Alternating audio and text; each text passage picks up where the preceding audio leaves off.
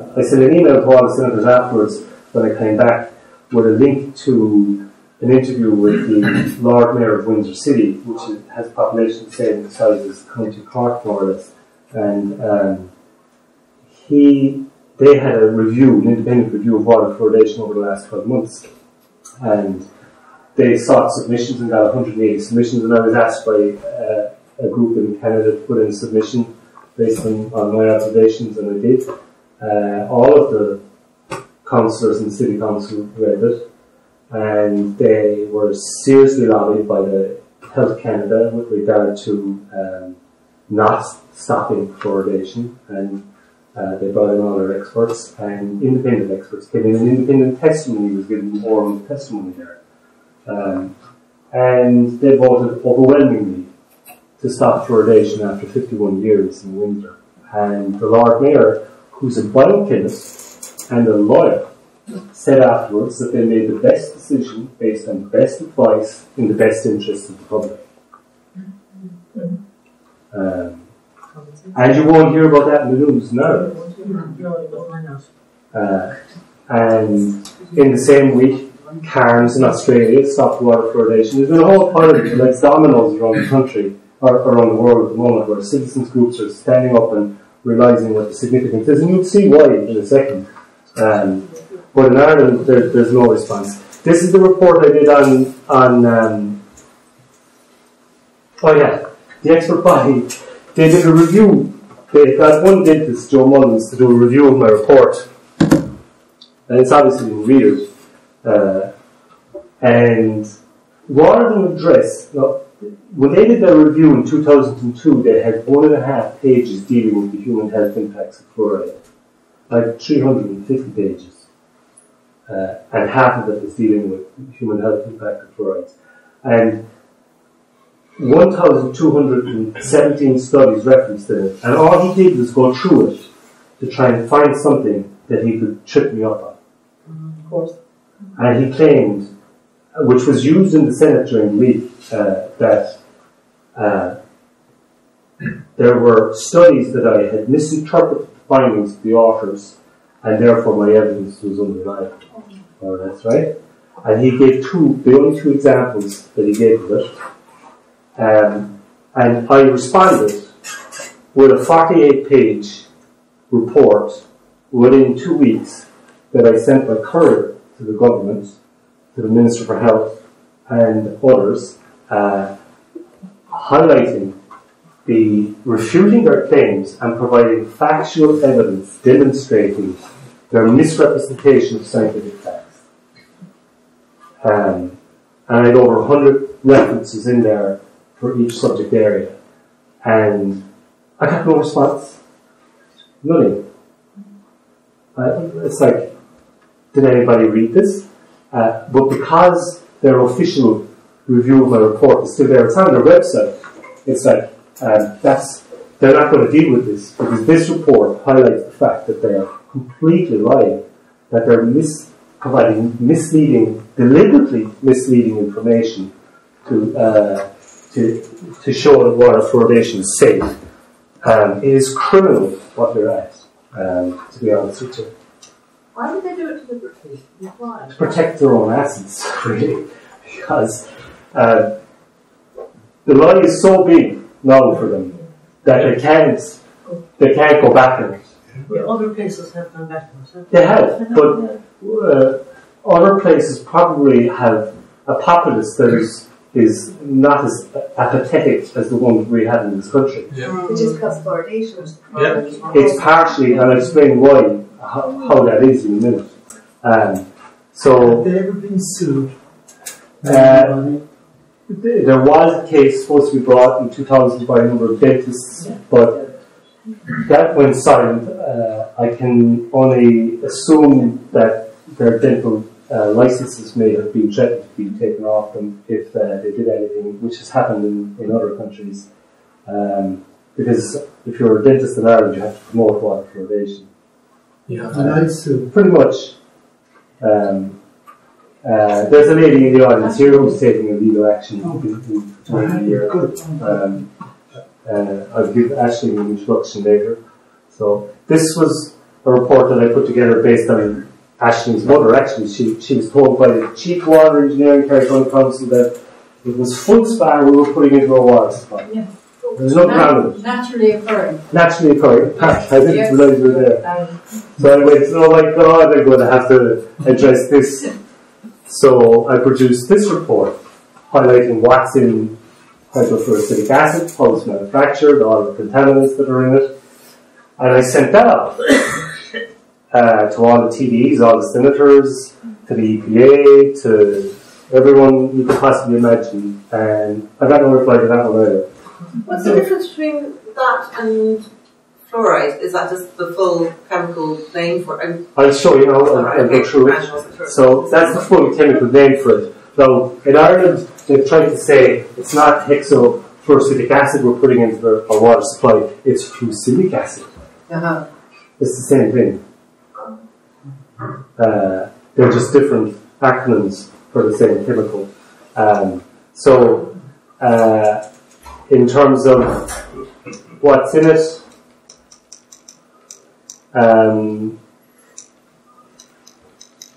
I'll get back to that in a minute. Basically, when they add that to drinking water supplies, they claim that it disassociates 100% into free fluoride ions. So, because the compound has disintegrated completely and it doesn't exist in its natural form anymore, and it's only free floating ions that are floating around in water, there's no need to do any toxicological tests. And there's no danger to the human population. And they were using the basis of that. That's because it was mentioned in the Senate that the expert body only used peer-reviewed science. And the evidence that they were using for that was not a peer-reviewed study. It was a paper that was not published in a scientific journal of an opinion by a scientist in 2000, where theoretically, because it was only based in theory, he came to the opinion that there was 100% association. Now that same scientist in 2002 was a senior toxicologist, chemical toxicologist, or chemical chemist in the Environmental Protection Agency in America, and the EPA, where over 7,000 professionals in the EPA in the United States have signed a petition saying that fluoride is carcinogenic,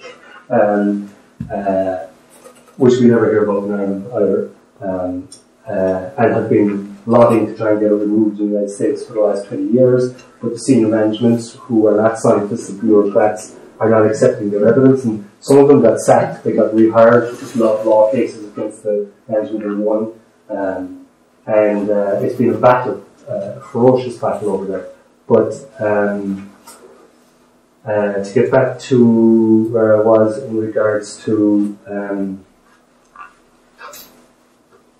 hexafluoroacetic acid, yeah, the EPA scientist, he published a peer-reviewed journal article in a chemistry journal in 2002, and I'll mention it later in this. I don't have that many slides in this, so I'm just going to be talking my way through it, where he came to the conclusion that it doesn't dissociate 100% water.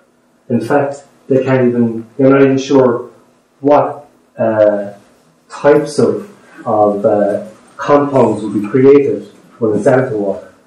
And even if they did, they don't know how to measure them. that gives you a lot of safety, really makes you feel safe. And he warned that policymakers should stop using the word that it associates 100% or complete or anything like that. And they're still doing it in the government in Ireland.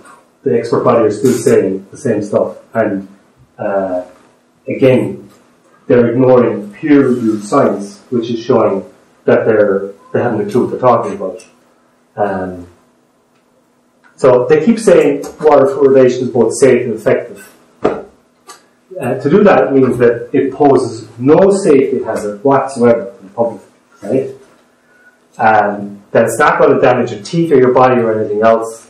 And there isn't one study anywhere in the world that has shown that. Not a single study that has shown that there's no safety risks associated with fluoride exposure. Of course there, because everything to do with a contaminant is to do with your dietary exposure. how much are you consuming on a daily basis of fluoride? And you're bringing it into your body in various means. I mean, there's 180 fluoride-based pesticides that are used for agriculture and various things, so like grapes and things like that, if they're not organic, will be high in it. You'll find it in wine, you'll find it in beer, you'll find it if they use public water supplies to make it. You'll find it in coal, so if you live in Bandon town, and there's a lot of smoke from coal fires, you're going to be inhaling fluoride. You'll find it in, of course, tea. Tea is one of the highest sources of fluoride. So what we're doing to it is then we're putting it in the water and it's getting into everything. So when you cook your food in it, you're adding it to it. When you boil it, it increases in concentration because it doesn't evaporate. So your exposure is just getting higher and higher and higher. And it's a biological accumulative toxin. So your body, it builds up in your body over your lifetime, and the concentrate. I mean, it's lovely to think that, you know, when I think of our own child, like being born pure, that one is giving an infant something that is concentrating in their bones, in their soft tissues, in their organs, in their brain, in their pineal gland. That's not supposed to be in their bodies. And we wonder why so many health issues are occurring nowadays. So the first principle of medicine is do no harm, and it's based on a duty of care and risk assessment, and they have failed abysmally to perform that duty. The Chief Medical Officer is included in this because I've given the Chief Medical Officer all of the information. I've told him that he's got a responsibility. And since I didn't hear back from him, I then went to the Chief Executive, who's his boss. And of course, the boss wrote back to me, as I said earlier, this has got nothing to do with me.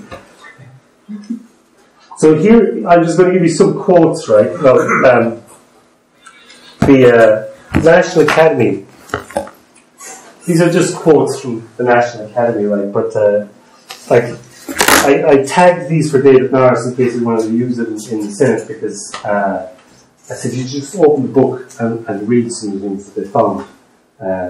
Fluoride appears to have the potential to initiate and promote cancers. They have to be very careful with their language because of the lobby groups that are behind us in terms of saying, does it definitely cause it not, or not, you know, how definitive can they be on statements. Alterations in DNA suggest the chemical has the potential to cause genetic effects as well as carcinogenic potential. Several subpopulations are likely to be susceptible to the effects of fluoride from exposure and pharmacological standpoints, especially people who have renal disorders, transplant bone marrow patients and others. And it just goes on. There is no question that fluoride can affect the cells involved in providing immune responses. That's a pretty strong statement. So it actually suppresses your immune system to deal with other illnesses. There are reports of patients complaining from oral ulcers, urticaria, skin rashes, nasal congestion, and other distresses.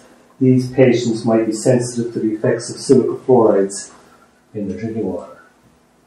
30% of GP visits in Ireland have to do with skin disorders. It's pretty astonishing. And it goes on. I mean, they talk about its impact on melatonin, how it increases anxiety in people, leads to depression. They talk about how it creates free radicals in the brain. They talk about how aluminium fluorides cause Alzheimer's. I mean, is there anybody reading in positions of authority in Ireland reading this information?